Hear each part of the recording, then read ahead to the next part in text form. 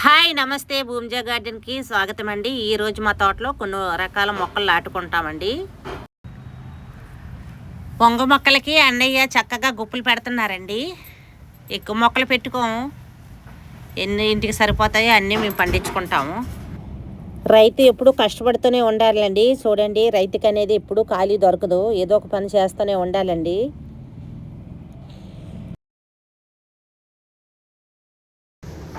ఎక్కువ మొక్కలు పెట్టుకుంటే వాటి కింద కష్టపడాలండి. ఇంటికి సరిపోయే కాయగూరలు అయితే మేము పండించుకుంటాము, కొన్ని అయితే కొనుక్కుంటాము. అన్నీ పండించలేము కదా, ఏ సీజన్ బట్టి పంట ఉంటుంది. మరి మాకు ఈ మొక్కలు అయితే సరిపోతాయండి, ఇంటికి సరిపోతాయి. ఇంక ఎక్కువగా పెట్టుకున్నా దానికోసం మనం చాలా కష్టపడాలండి. దాని కిందన అవి అమ్ముకునే వాళ్ళు అయితే ఎక్కువగా తోటలు వేసుకుంటారు. మాకు ఇంటికి సరిపోయేలాగా మేము పండించుకుంటామండి. ఎందుకంటే ఎండాకాలం వచ్చిందంటే ఇంకా మాకు కష్టం ఎక్కువ ఉంటుంది.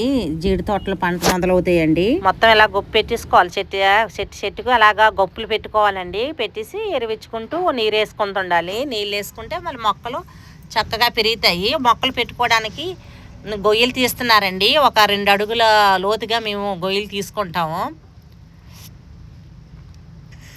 ఎందుకంటే వర్షాలు గాలికి ఆ మొదలతో తిరగబడిపోతాయండి. అందుకోసమే అలాగ మేము గొయ్యలు లోతుగా తీసుకుంటాము. చూడండి, ఈ సంపంగ మొక్క పొడవుగా పెరిగిపోతుంది. పూల మొక్క ఆ పైనన్నీ కట్ చేసి అన్నయ్య అనేసి అన్నాను. ముంగతతో మొత్తం కట్ చేశారండి. రౌండ్గా ఉంచుకొని పైకి అయితే ఆ పువ్వులు పూసినా సరే కొయ్యలేమండి, అవంత పొడవుగా ఉంటాయి.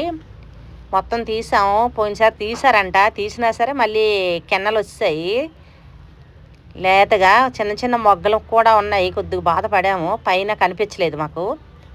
అయితే రౌండ్గా అయితే పువ్వులు కోసుకోవడానికి బాగుంటాయి అనేసి నేను అంటే అన్నయ్య మొత్తం పైన కట్ చేసేసారండి.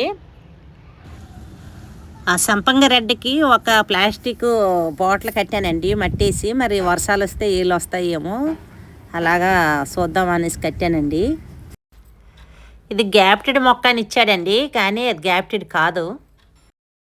చూడండి, యాపిల్ అండి. ఇది పెద్ద పెద్ద ఆకులతో ఉన్నది. అన్న యాపిల్ ఏమో, పేరైతే తెలియదంట, కొనుక్కున్నారు. మాకు ఇక్కడ ఊర్లో వచ్చి అమ్ముతారండి.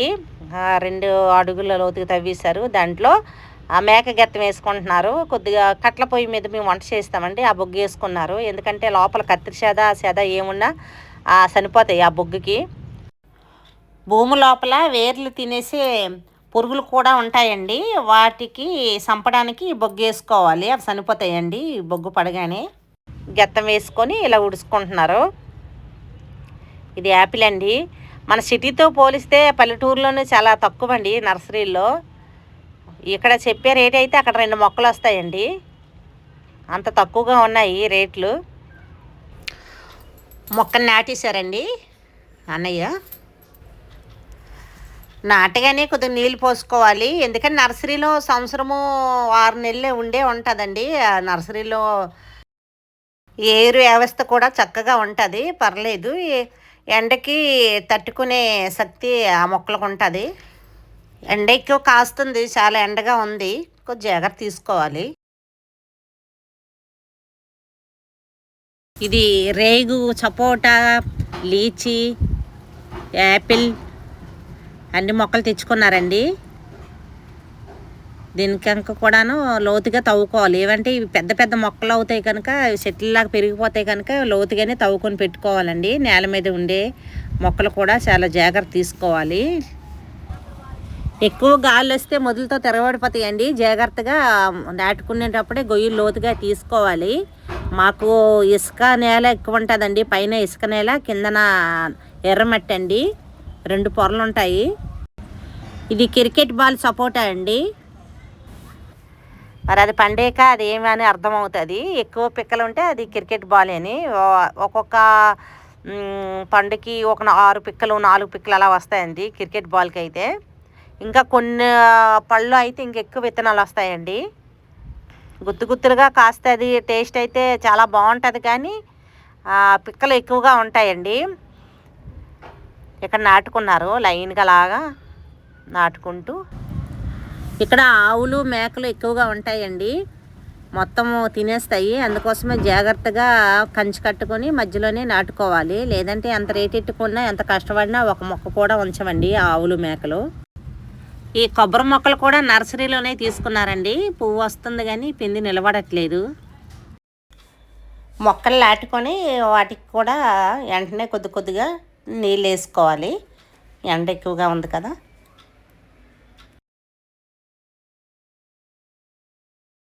చూడండి సపోటా చిన్న చిన్న కాయలండి. చిన్న చిన్నగా ఉన్నాయి ఈ కాయలన్నీ.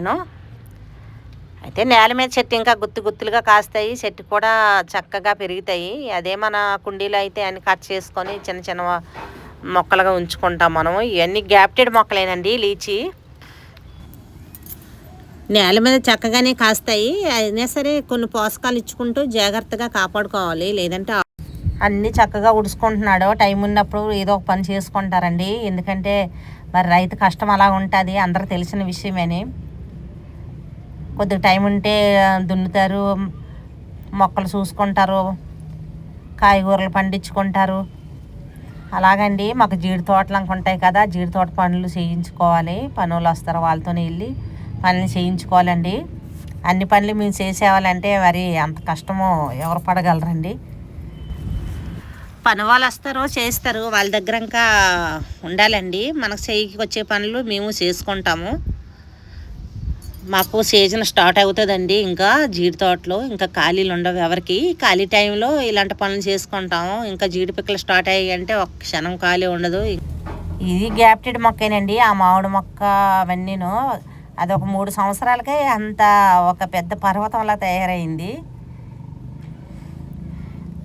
అలాగా పొలాలుంటే ఏదో కష్టపడుతూనే ఉండాలని. ఇవన్నీ చిన్న చిన్న మొక్క. మా జీడి మొక్క చూడండి ఎంత పెద్దదో. ఈ జీడి మొక్క కాదండి, పెద్ద చెట్టేను. మా నేలంతా ఎర్రమట్టి అండి. పైన ఇసుక ఎర్రమట్టి చూడండి ఎంత ఎర్రగా ఉందో. 2 అడుగులు లోతు అవుతే ఎర్రమట్టి వచ్చేస్తుందండి. అందుకోసమే బలంగా పెరుగుతాయి.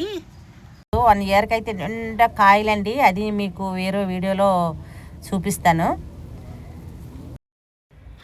చూడండి మా అన్నయ్య ఎంత కష్టపడుతున్నాడో ఎండలో. ఎండ ఎక్కువగా కాస్తుంది.